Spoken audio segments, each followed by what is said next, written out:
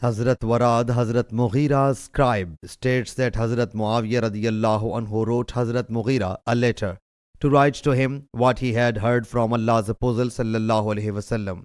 He thereupon wrote that the Prophet sallallahu alaihi wasallam would pronounce after each prayer, "There is no worthy of worship save Allah Jalla Jalaluhu.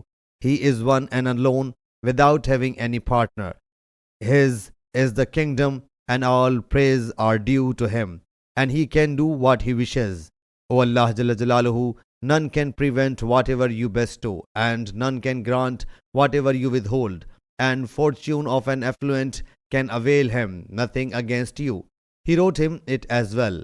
He sallallahu alaihi wasallam would enjoin from vain talks, too much questioning, squandering wealth, disobedience to mothers, burying the daughters alive, and asking for something without any need.